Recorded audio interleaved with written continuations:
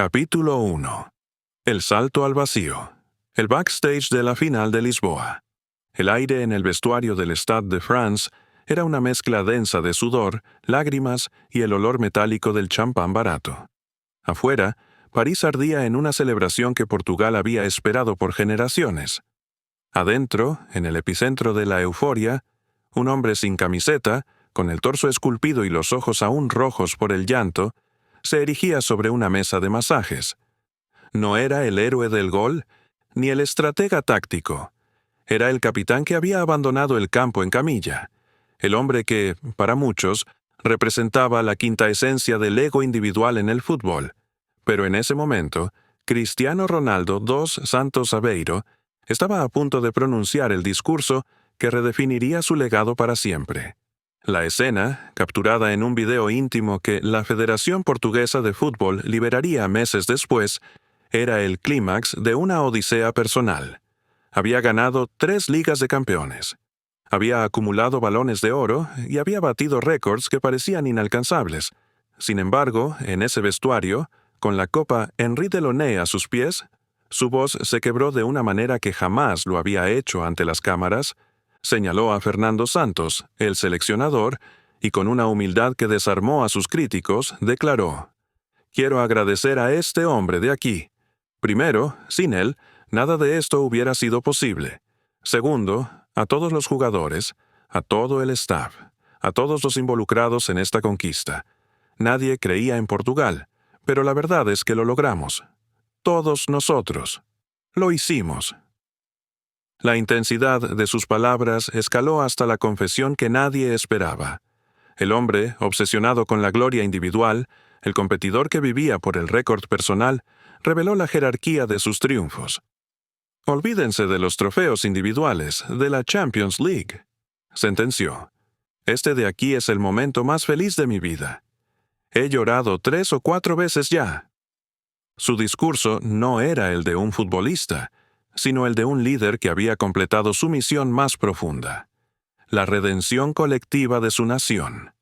La tesis: el arquetipo del competidor absoluto. Este momento en el vestuario de Saint-Denis no es solo un recuerdo emotivo. Es la clave para entender el arquetipo de Cristiano Ronaldo. No es simplemente el goleador, el malabarista o el icono publicitario. Es el competidor absoluto.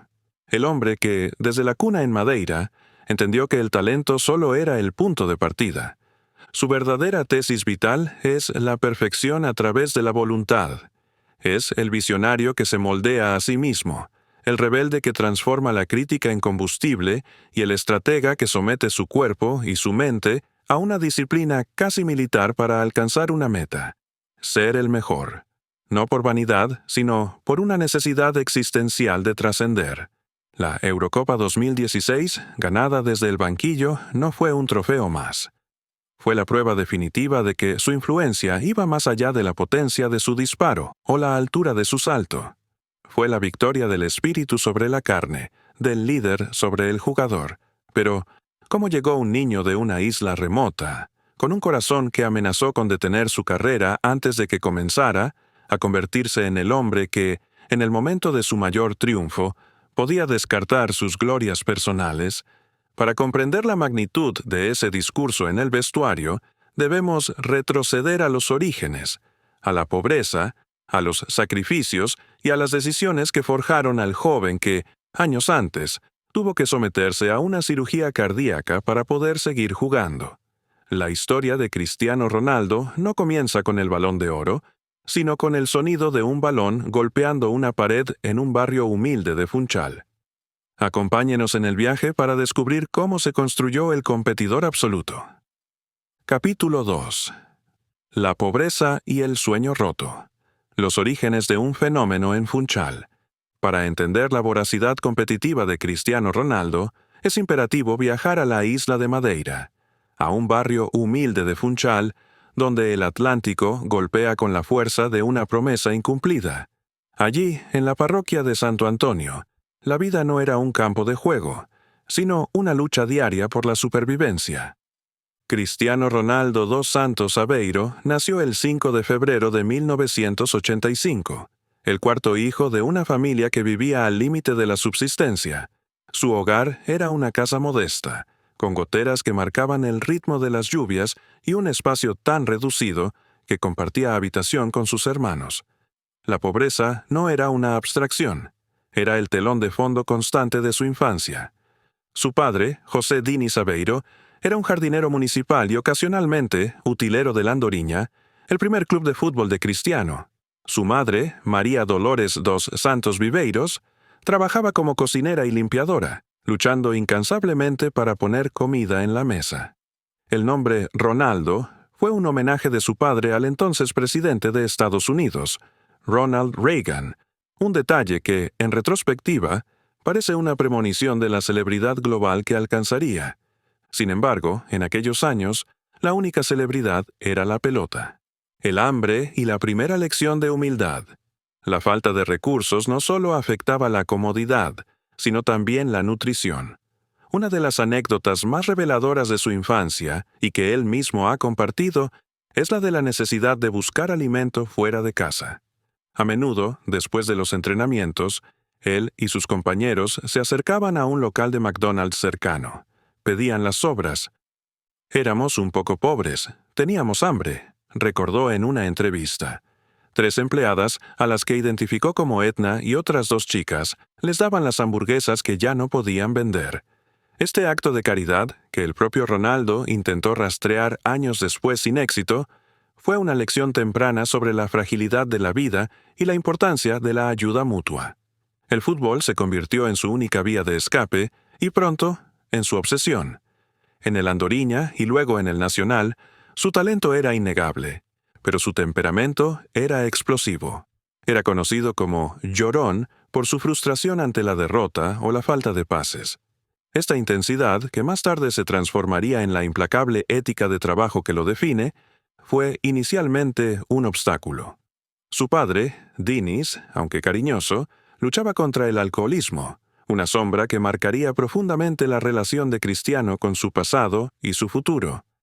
El adiós a Madeira, la partida del nido. A los 11 años, la oportunidad de su vida llamó a su puerta. Una prueba con el Sporting Club de Portugal en Lisboa.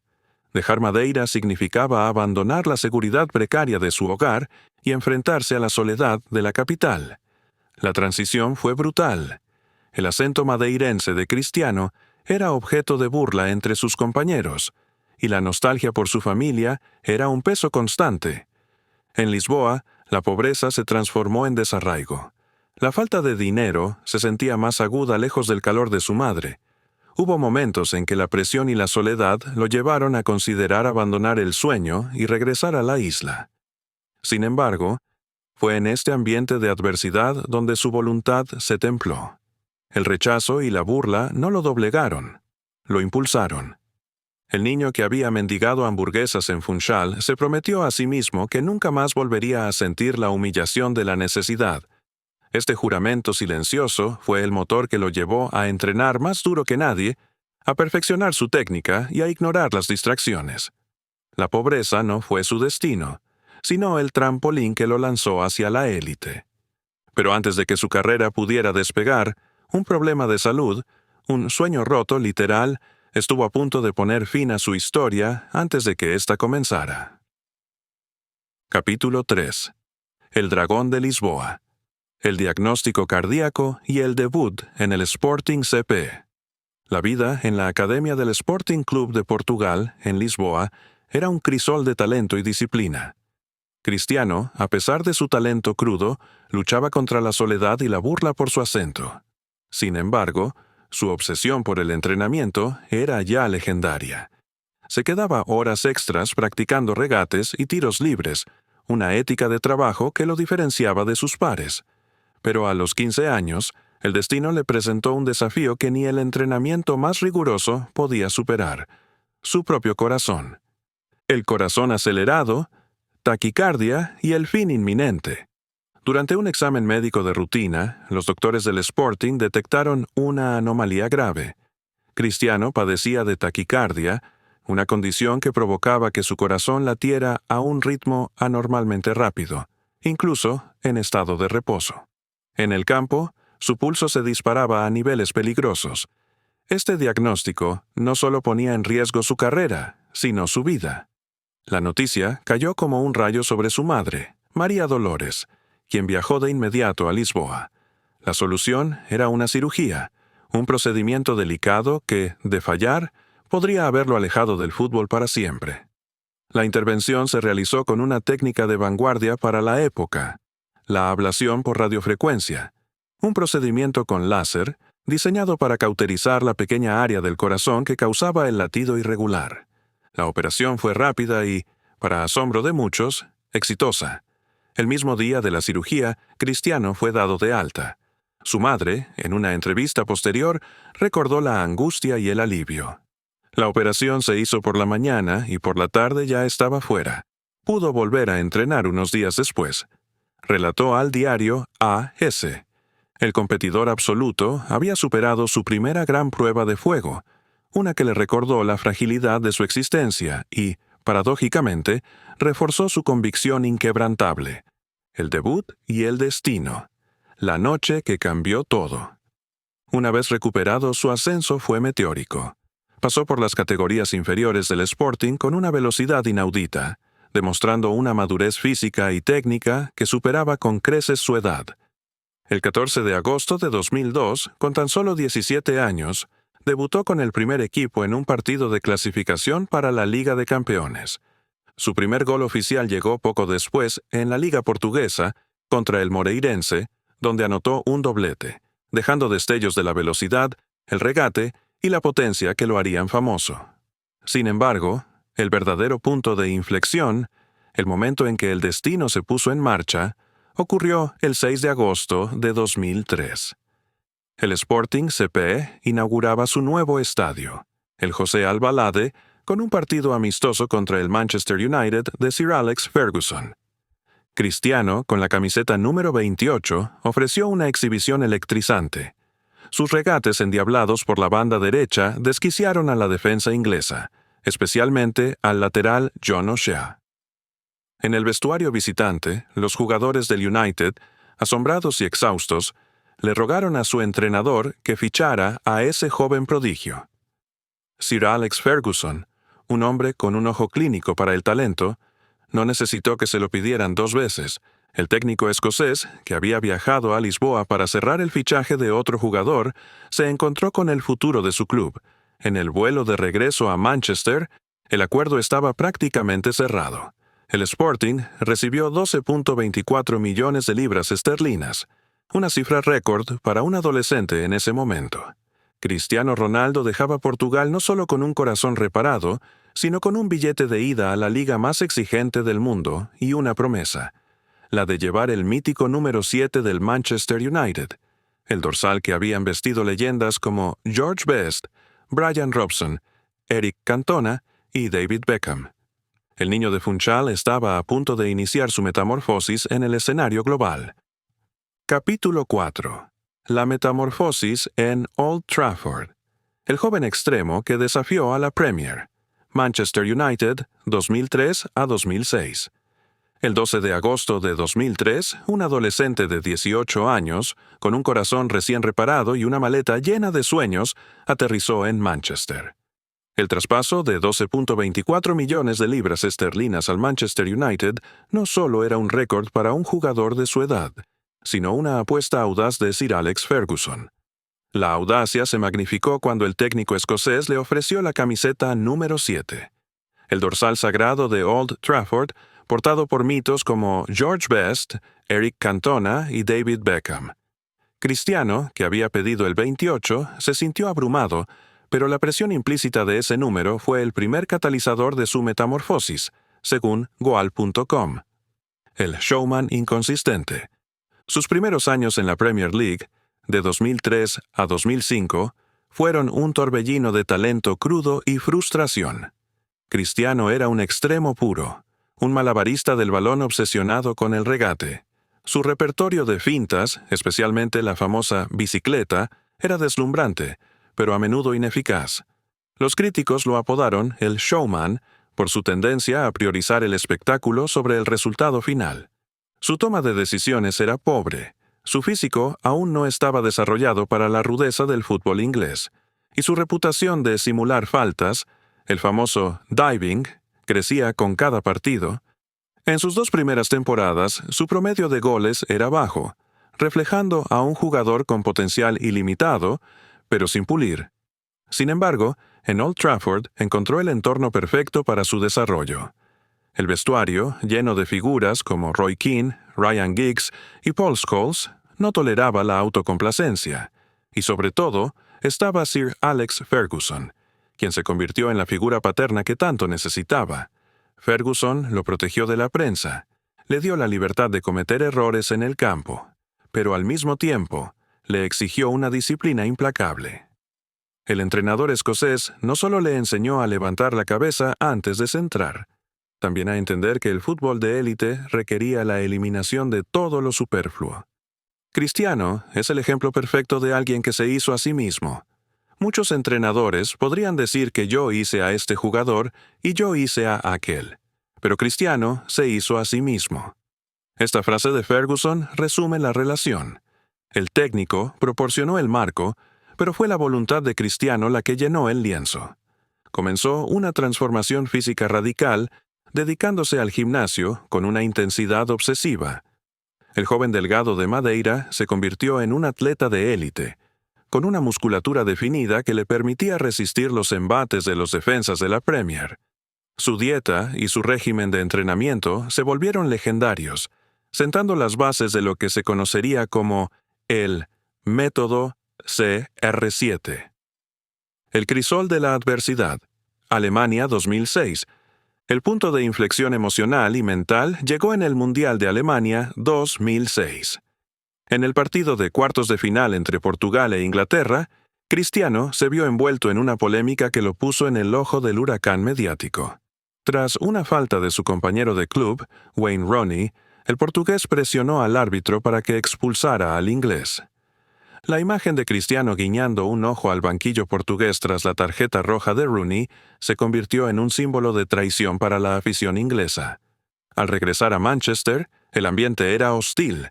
La prensa lo crucificó y los aficionados lo abucheaban en cada estadio. Lejos de hundirse, esta adversidad actuó como el crisol que forjó su carácter. Decidió quedarse en el United, enfrentar la tormenta y demostrar su valía. La temporada 2006-2007 marcó el final del showman y el nacimiento del goleador. Dejó de ser un extremo inconsistente para convertirse en una máquina de ataque letal, con una eficiencia y una madurez en el campo que antes le eran ajenas. La metamorfosis estaba completa. El escenario estaba listo para la explosión de CR7, el hombre que, en los siguientes 3 años, conquistaría el mundo. Capítulo 5. El nacimiento de CR7, el primer Balón de Oro y la conquista de Europa. Manchester United, 2007 a 2009. Tras el huracán mediático del Mundial de 2006, Cristiano Ronaldo regresó a Old Trafford con una mentalidad renovada. El showman había muerto. En su lugar había nacido CR7, una marca de eficiencia y letalidad. La temporada 2006-2007 fue el preludio de la explosión. El portugués dejó de lado los regates innecesarios y se enfocó en la productividad. Sus cifras goleadoras se dispararon, pasando de 9 goles en la Premier League 2005-2006 a 17 en la 2006-2007, un salto que le valió su primer título de liga importante y el reconocimiento como jugador del año en Inglaterra. La cima de Moscú, gloria y agonía en la final de 2008. La temporada 2007-2008 fue la cúspide de su primera etapa en Manchester. Cristiano Ronaldo se consolidó como el mejor jugador del mundo, anotando 42 goles en todas las competiciones, una cifra asombrosa para un extremo. La campaña culminó en la final de la UEFA Champions League en Moscú, un duelo fratricida contra el Chelsea. En el minuto 26, CR7 se elevó sobre la defensa, demostrando su ya legendario salto para cabecear un centro de Wes Brown y abrir el marcador. Era su primer gol en una final de Champions, un momento de éxtasis que, sin embargo, se tornaría en drama. Tras el empate del Chelsea y una prórroga sin goles, el partido se decidió en la tanda de penaltis. La presión era insoportable.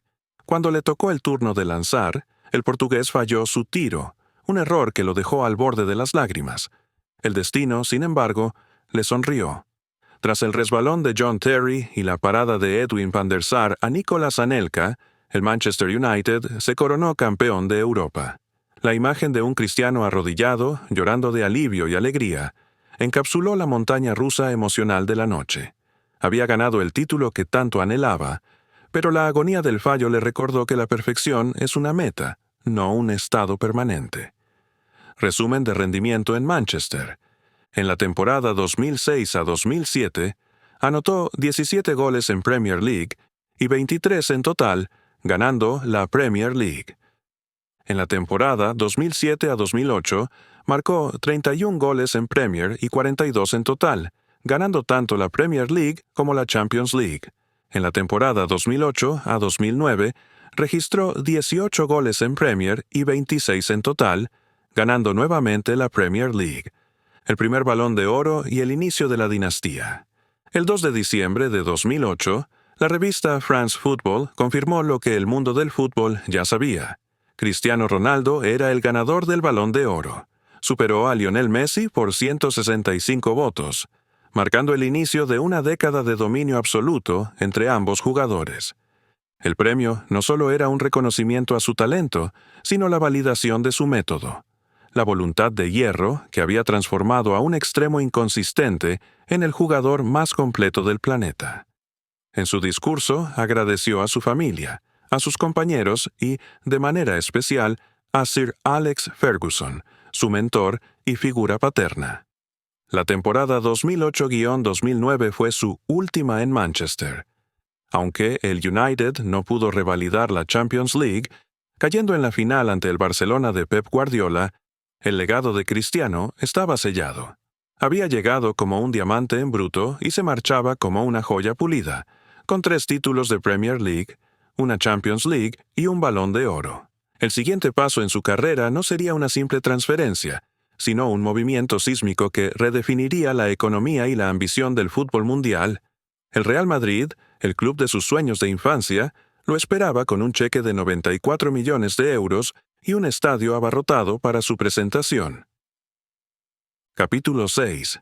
El fichaje del siglo. La llegada a la Casa Blanca y la presión de los 94 millones. Real Madrid, 2009 a 2011. El 11 de junio de 2009, el mundo del fútbol se detuvo. El Manchester United anunció que había aceptado la oferta récord del Real Madrid por Cristiano Ronaldo. 94 millones de euros, equivalentes a 80 millones de libras esterlinas. Este traspaso no fue solo una transacción deportiva, fue una declaración de intenciones.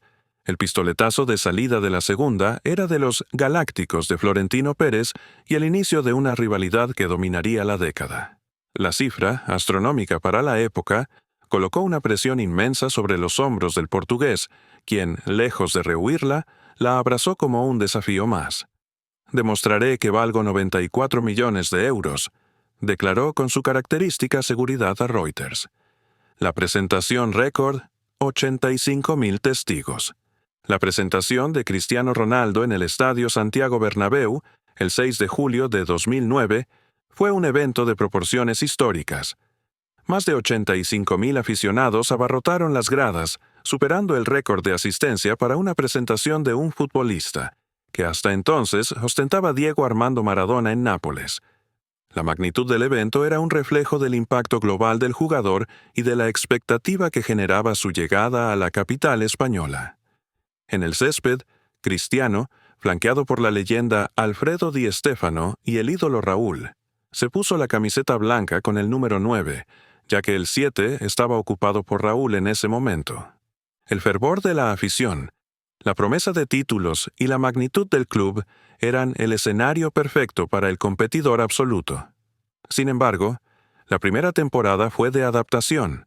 El Real Madrid, bajo la dirección de Manuel Pellegrini, no logró ganar títulos importantes, y la sombra del Barcelona de Pep Guardiola, que vivía su época dorada, se cernía sobre el Bernabéu. A pesar de ello, los números individuales de Cristiano fueron impresionantes. 33 goles en 35 partidos en su debut, una muestra de que la inversión, al menos en términos de rendimiento, comenzaba a justificarse. La llegada de Mourinho y el primer título. La temporada 2010-2011 marcó un cambio de paradigma con la llegada de José Mourinho al banquillo. El técnico portugués, conocido por su mentalidad de guerra y su enfoque en la victoria a toda costa, se convirtió en el contrapunto perfecto para la ambición de Cristiano. Bajo Mourinho, el equipo se transformó en una máquina de contragolpe, y Cristiano se convirtió en su punta de lanza. En esta temporada, el portugués batió su propio récord goleador, anotando 53 goles en todas las competiciones, y se hizo de su primer título con el Real Madrid, la Copa del Rey, ganada precisamente ante el Barcelona con un cabezazo suyo en la prórroga. Este gol no solo significó un título, sino que rompió la hegemonía culé y le dio a Cristiano la validación que necesitaba en España. Había llegado a un club que no ganaba la Champions League desde 2002 y que vivía a la sombra de su eterno rival. Su misión era clara: devolver al Real Madrid a la cima de Europa. Pero para ello, primero tendría que enfrentarse al desafío más grande de su carrera: el duelo directo y constante contra el único jugador que podía disputarle el trono mundial, Lionel Messi. El escenario estaba listo para el capítulo más intenso de la historia del fútbol moderno. Capítulo 7. El duelo de titanes, la era de la rivalidad con Messi y la redefinición del clásico. Real Madrid, 2011 a 2014. La llegada de Cristiano Ronaldo al Real Madrid no solo redefinió al club, sino que encendió la mecha de la rivalidad deportiva más intensa y productiva de la historia del fútbol. El duelo contra Lionel Messi y el Fútbol Club Barcelona. Durante años, el Balón de Oro había sido un monopolio de Messi, quien había ganado 4 consecutivos, de 2009 a 2012. Esta hegemonía individual y el dominio del Barcelona en títulos colectivos, la era del tiki-taka, sirvieron como el combustible perfecto para la mentalidad de competidor absoluto de Cristiano. El clásico como batalla existencial. El clásico español se transformó en una batalla existencial, un enfrentamiento directo entre 2 filosofías de juego y 2 arquetipos de genio. Messi, el artista innato, el producto de la cantera, la humildad personificada. Cristiano, el atleta forjado, el producto de la voluntad, la ambición desmedida. La intensidad de los duelos, a menudo cargados de tensión y polémica, elevó el nivel de exigencia a cotas nunca vistas. Ambos jugadores se empujaron mutuamente a romper barreras goleadoras que parecían imposibles. Entre 2011 y 2014, sus estadísticas individuales eran casi idénticas. Una simetría que subraya la naturaleza de su competencia. En ese periodo, tanto Cristiano Ronaldo como Lionel Messi anotaron aproximadamente 100 goles cada uno y registraron cerca de 30 asistencias cada uno. Esta rivalidad no solo se limitó a los goles, se extendió a la prensa, a los aficionados y a la percepción global del deporte. El debate sobre quién era el mejor se convirtió en el tema central de cada tertulia deportiva, obligando a ambos a mantener un nivel de rendimiento estratosférico temporada tras temporada. La presión era un privilegio, y Cristiano la utilizó para perfeccionar aún más su juego, transformándose de un extremo goleador a un delantero centro letal, con un repertorio de remates y una capacidad física que lo hacían imparable. La lucha por el trono. El Balón de Oro de 2013. El punto de inflexión en la narrativa de la rivalidad llegó en enero de 2014, cuando Cristiano Ronaldo ganó el Balón de Oro de 2013. Tras 4 años de ver a su rival levantar el trofeo, la victoria fue una reivindicación personal. Aunque el Real Madrid no había ganado un título importante esa temporada, el rendimiento individual de Cristiano, incluyendo una épica repesca mundialista contra Suecia, fue innegable. El momento de la entrega fue uno de los más emotivos de su carrera. Al subir al escenario, las lágrimas brotaron de sus ojos, un gesto que humanizó al competidor absoluto y reveló la inmensa carga emocional que había soportado durante años de intensa comparación. La victoria en el Balón de Oro de 2013 no fue solo un premio.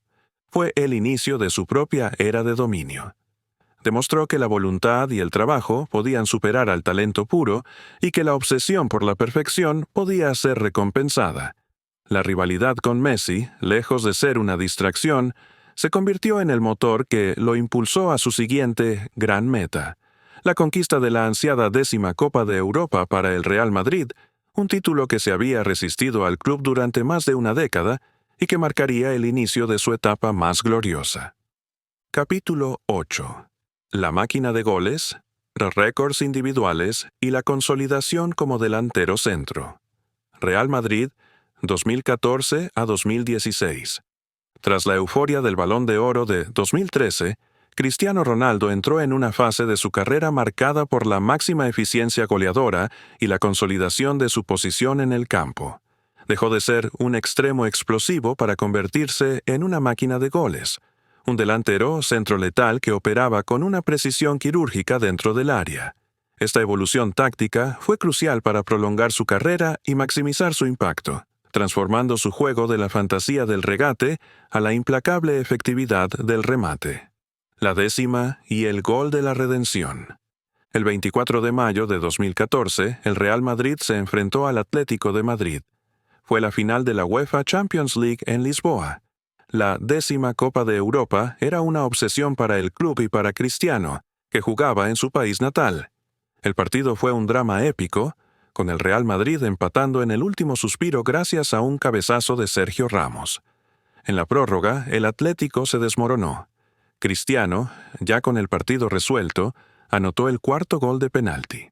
Su celebración, quitándose la camiseta y mostrando su físico, fue criticada por algunos como excesiva, pero para él era la liberación de una década de presión. La 10ª era suya, y con ella, el Real Madrid volvía a la cima de Europa. El éxito colectivo se tradujo en más gloria individual.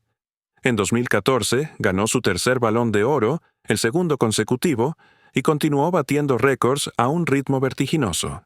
La temporada 2014-2015 fue la más prolífica de su carrera en términos de liga, anotando 48 goles en la liga y un total de 61 en todas las competiciones, una cifra que consolidó su estatus como el goleador más implacable del planeta. Su capacidad para marcar goles de todas las formas posibles, cabeza, derecha, izquierda, de penalti, de falta, lo convirtió en un arma ofensiva sin parangón. El cambio de posición y la era Zidane. La llegada de Zinedine Zidane al banquillo en enero de 2016 marcó el inicio de la etapa más exitosa del Real Madrid en la Champions League. Zidane, con su gestión de vestuario y su enfoque en la rotación, convenció a Cristiano de que su futuro estaba en el centro del ataque. El portugués aceptó el cambio, entendiendo que su velocidad y explosividad, aunque aún notables, debían ser dosificadas. Se convirtió en un cazador de área, un finalizador que conservaba su energía para los momentos decisivos. Esta madurez táctica fue clave para el éxito que vendría. En la final de la Champions League de 2016, de nuevo contra el Atlético de Madrid, Cristiano anotó el penalti decisivo en la tanda, sellando la 11ª. Este triunfo, junto con la victoria en la Eurocopa 2016 con Portugal, el gancho de nuestro primer capítulo, le valió su 4º Balón de Oro. El competidor absoluto había logrado lo impensable: ganar los 2 títulos más importantes del fútbol en el mismo año. Había transformado su cuerpo, su posición y su mentalidad para convertirse en el máximo goleador histórico del Real Madrid, con 451 goles en 438 partidos, y en el jugador más decisivo de la competición europea. El escenario estaba listo para la hazaña que lo elevaría a la categoría de leyenda: la trilogía de Champions League. Capítulo 9. La trilogía inmortal. El dominio absoluto de la Champions League. Real Madrid, 2016 a 2018.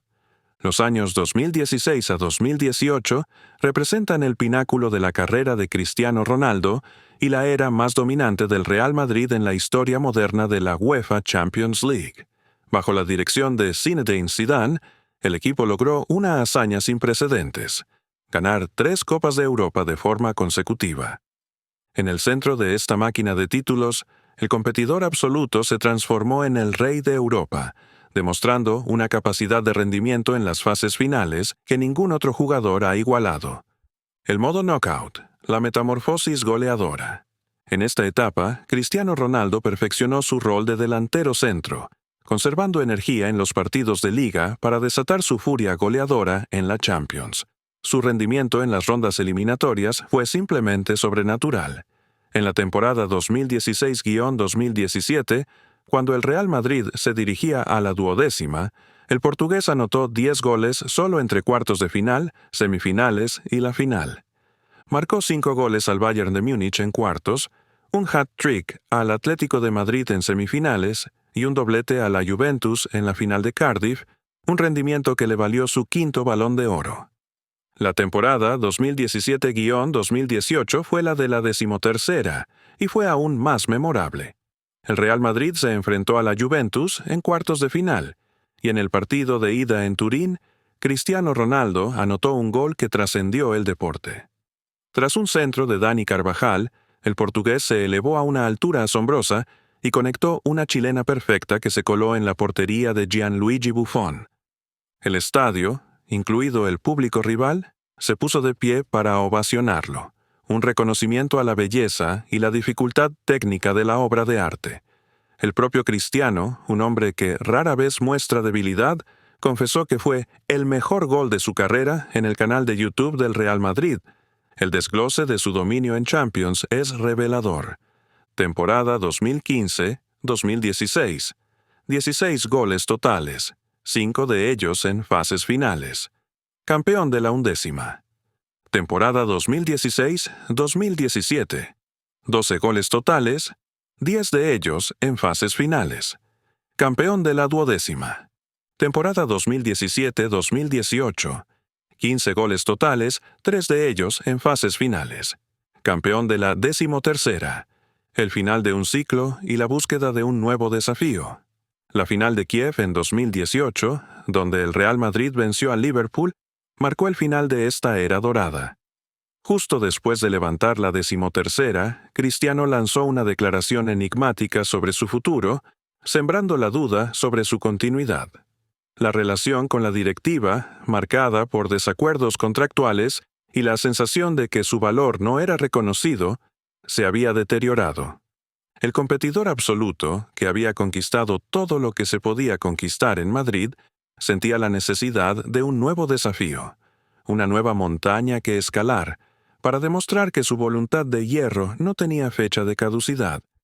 Su salida del Real Madrid en el verano de 2018, por 100 millones de euros a la Juventus de Turín, fue un shock para el mundo del fútbol. Dejó el club como su máximo goleador histórico y con 4 Champions League en 5 años. El desafío en Italia era claro: conquistar la Serie A y, más importante aún, llevar a la Vecchia Signora a ganar la Champions League, un título que se les resistía desde hacía más de 2 décadas.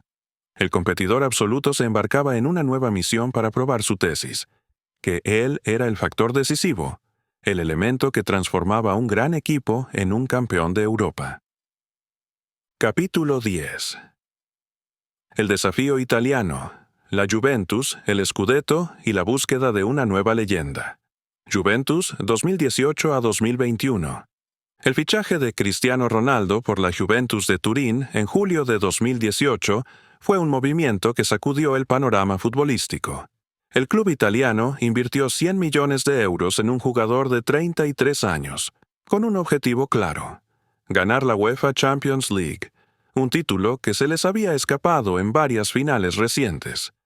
Para Cristiano, era la oportunidad de demostrar su tesis en una tercera liga de élite, un desafío que pocos jugadores de su calibre han aceptado.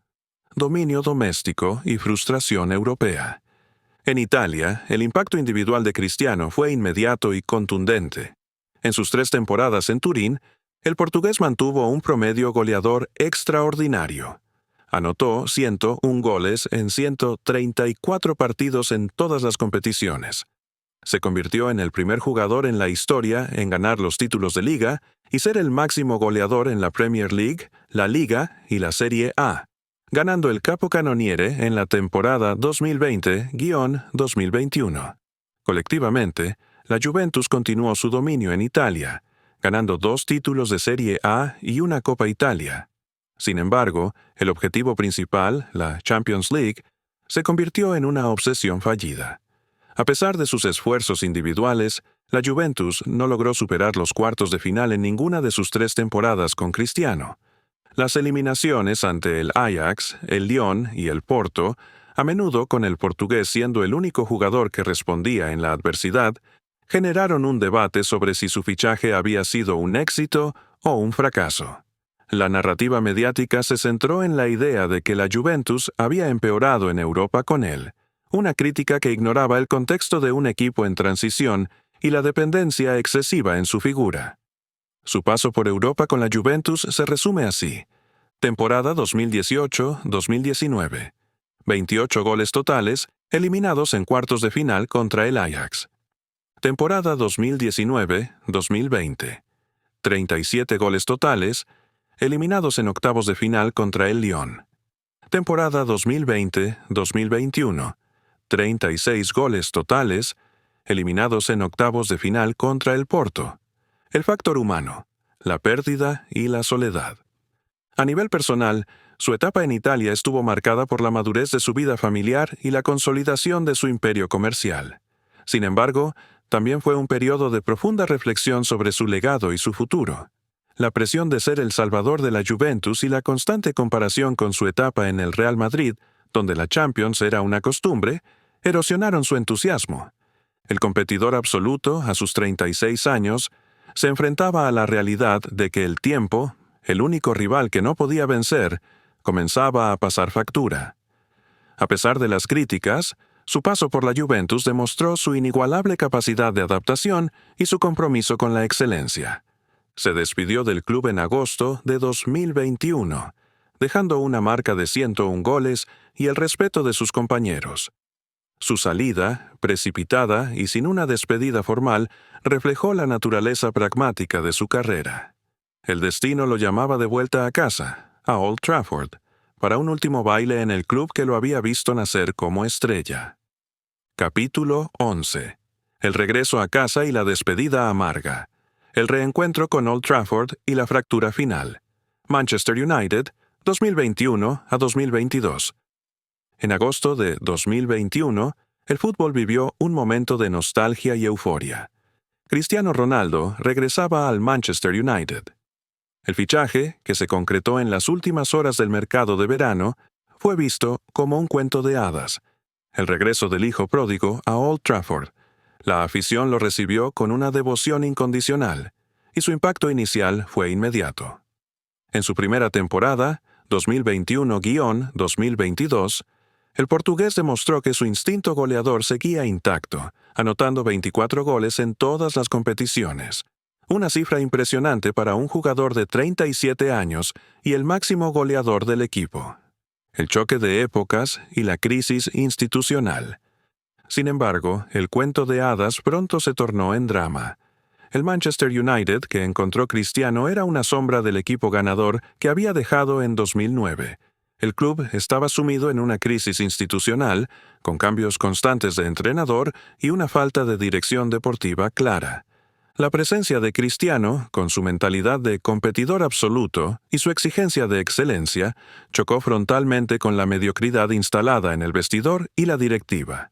Aunque sus goles mantuvieron al equipo a flote en varios momentos, la falta de resultados colectivos y la incapacidad del equipo para clasificarse a la Champions League exacerbaron las tensiones. La temporada 2022-2023, bajo la dirección de Erik ten Hag, marcó el punto de no retorno. El nuevo entrenador, con la intención de construir un equipo joven y dinámico, relegó a Cristiano al banquillo. El competidor absoluto, que se veía a sí mismo como la solución y no como el problema, no aceptó su nuevo rol. Los gestos de frustración, las salidas prematuras del campo y la tensión palpable en el vestidor se convirtieron en la tónica dominante. La entrevista explosiva y la fractura final. La ruptura definitiva se produjo en noviembre de 2022 con una explosiva entrevista concedida al periodista Piers Morgan. En ella, Cristiano Ronaldo arremetió sin piedad contra el club, el entrenador Erik ten Hag y la directiva, declarando que se sentía traicionado y que no tenía respeto por el técnico. La entrevista fue un acto de autoinmolación mediática, un último grito de guerra del competidor absoluto que se negaba a aceptar el declive. La declaración más contundente fue su crítica a la infraestructura del club. El Manchester United no ha evolucionado desde que se fue Sir Alex Ferguson. El progreso es cero. Si quieren que el United sea el mejor, tienen que cambiar muchas cosas. El club respondió de forma fulminante. Días después de la emisión de la entrevista, el Manchester United anunció la rescisión del contrato de Cristiano Ronaldo por mutuo acuerdo. La despedida fue amarga, sin honores, y con la sensación de que el regreso, aunque glorioso en lo individual, había terminado en una fractura irreparable. El competidor absoluto se encontró, por primera vez en su carrera, sin equipo en medio de una temporada, justo antes de disputar el Mundial de Qatar 2022.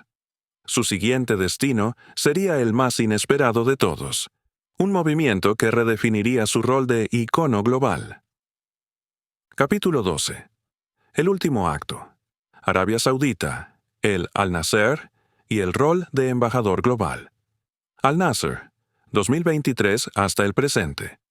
El 30 de diciembre de 2022, el mundo del fútbol presenció el movimiento más inesperado de la carrera de Cristiano Ronaldo, su fichaje por el Al-Nasr de la Liga Profesional Saudí. Tras su abrupta salida del Manchester United, el competidor absoluto optó por un destino que, si bien lo alejaba de la élite europea, le ofrecía un contrato faraónico y un rol que trascendía lo deportivo, el de embajador global del fútbol saudí. Su presentación, el 3 de enero de 2023, fue un evento mediático masivo, con una audiencia global que superó los 3.000 millones de espectadores, demostrando que su poder de convocatoria seguía siendo inigualable, según informó Marca. El pionero de la Saudi Pro League. Su llegada a Riad no fue un retiro, sino el inicio de una nueva misión. El objetivo de Cristiano no era solo marcar goles, sino elevar el perfil de toda una liga.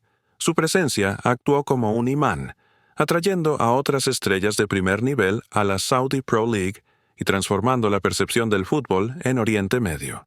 Su rendimiento individual continuó desafiando la lógica de la edad. En su primera temporada completa, a sus 39 años, siguió siendo una máquina de goles, demostrando que su disciplina y su ética de trabajo eran innegociables independientemente del contexto. El impacto de su fichaje fue reconocido incluso por figuras políticas y deportivas de Arabia Saudita, quienes lo calificaron como el único jugador extranjero que vale su salario, un reconocimiento a su valor no solo como futbolista, sino como activo de marketing y diplomacia deportiva. Su rol se extendió a la promoción de la candidatura de Arabia Saudita para el Mundial de 2034, consolidando su estatus como una figura clave en la estrategia de desarrollo deportivo del país, el último baile y la persistencia del arquetipo. En el ocaso de su carrera, Cristiano Ronaldo ha demostrado que el arquetipo del competidor absoluto sigue intacto. Su obsesión por el gol y la victoria no ha disminuido. En el Al-Nasser ha seguido batiendo récords, demostrando que la voluntad de un hombre puede desafiar las leyes del tiempo. Su historia en Arabia Saudita es la prueba final de su tesis, que la disciplina, la ambición y la reinvención constante son las claves para la longevidad en la élite. Su carrera es un testimonio de la capacidad humana para superar la adversidad, desde la pobreza en Funchal y el problema cardíaco en Lisboa, hasta la presión de los 94 millones en Madrid y la amarga despedida de Manchester. Ha conquistado 3 de las ligas más importantes del mundo. Ha ganado 5 balones de oro y 5 ligas de campeones. Pero su legado va más allá de los números. Es la historia de un hombre que se negó a ser un simple talento, eligiendo en cambio ser una obra de arte forjada a base de sudor y voluntad. El siguiente capítulo se adentra en la construcción de su imperio fuera del campo, la marca CR7 y la psicología que lo convirtió en un fenómeno global. Capítulo 13. El hombre de marca, el imperio comercial, la marca CR7 y la psicología del éxito.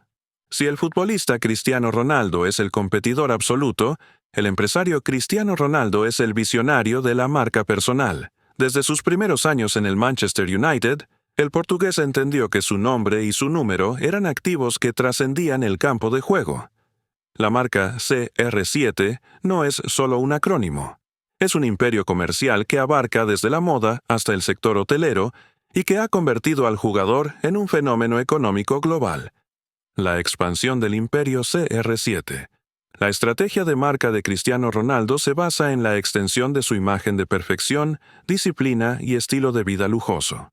Su primer gran paso fue la moda, con líneas de ropa interior, jeans y fragancias que llevan el sello CR7. Sin embargo, su incursión más ambiciosa ha sido en el sector hotelero a través de una asociación con el Pestana Hotel Group, la cadena más grande de Portugal. Los hoteles Pestana CR7 Lifestyle están ubicados en ciudades clave como Funchal, su ciudad natal, Lisboa, Madrid y Nueva York, y están diseñados para reflejar su estilo de vida, con gimnasios de alta tecnología y un enfoque en el bienestar.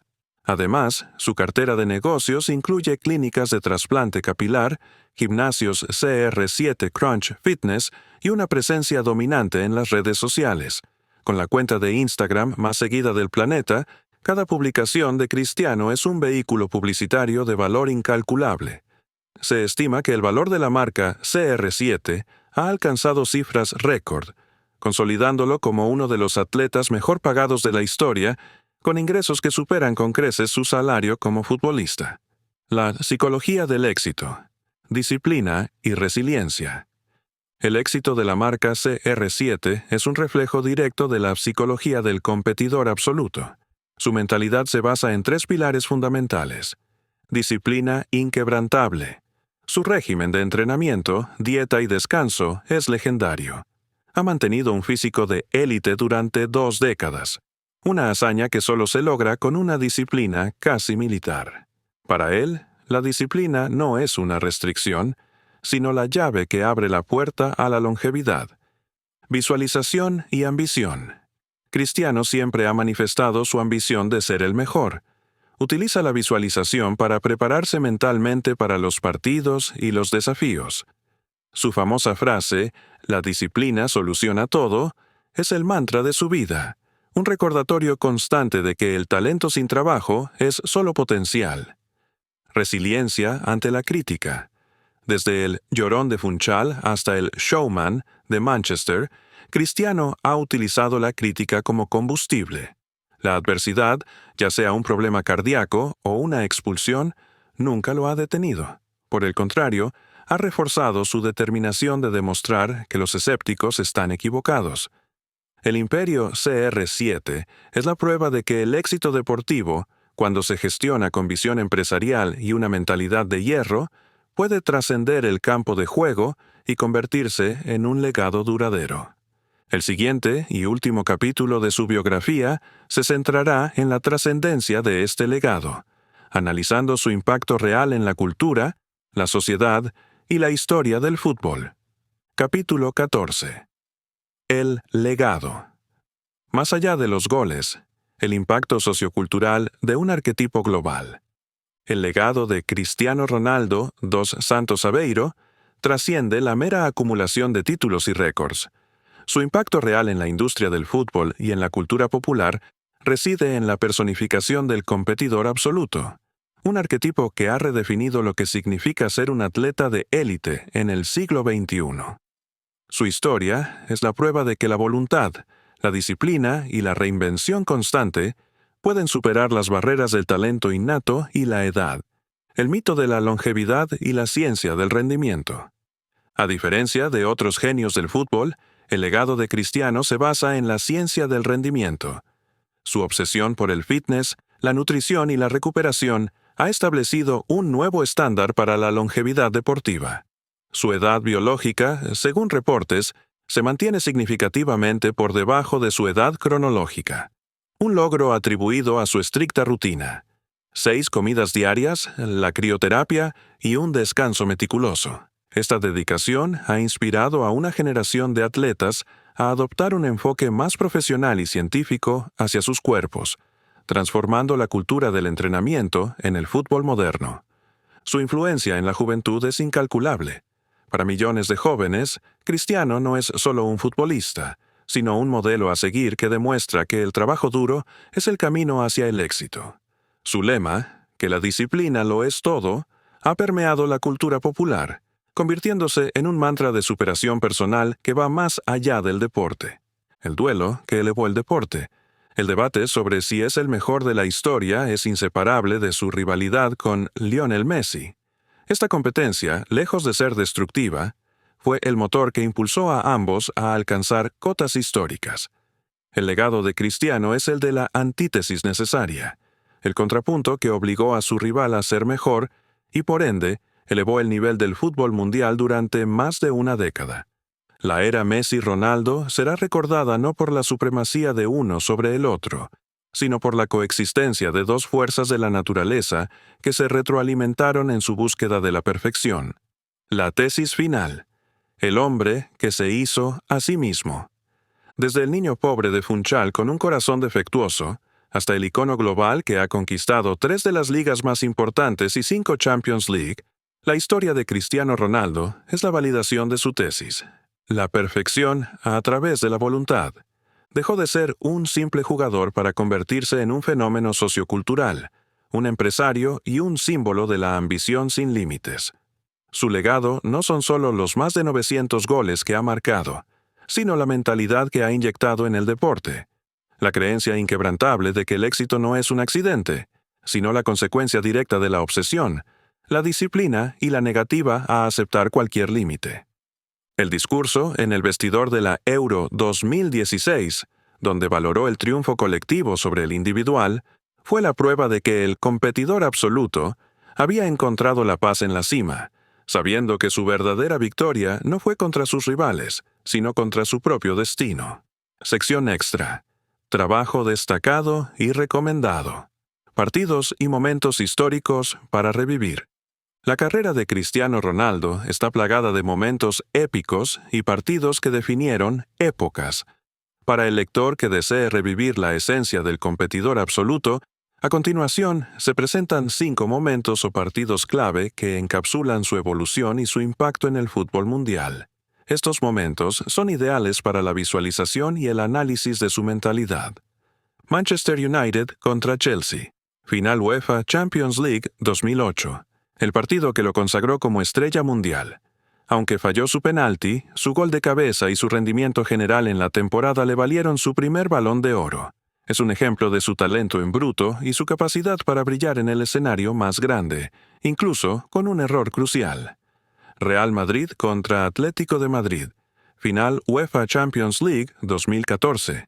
El partido de la 10ª.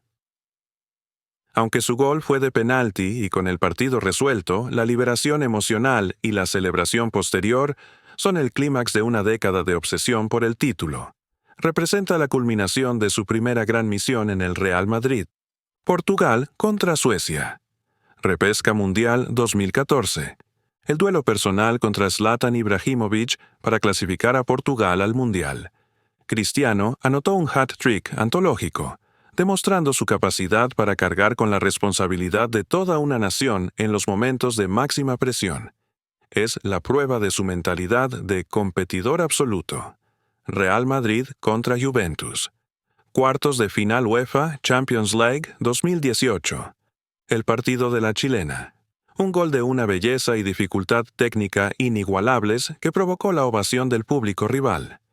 Este momento es la síntesis de su evolución física y técnica, y un recordatorio de que, incluso en la madurez, podía producir magia pura. Portugal contra España. Fase de grupos. Mundial 2018. A sus 33 años, Cristiano anotó un hat-trick contra una de las selecciones más fuertes del mundo, incluyendo un espectacular gol de tiro libre en el último minuto para sellar el empate 3-3. Es un testimonio de su longevidad y su capacidad para ser decisivo en el torneo que más se le resistió.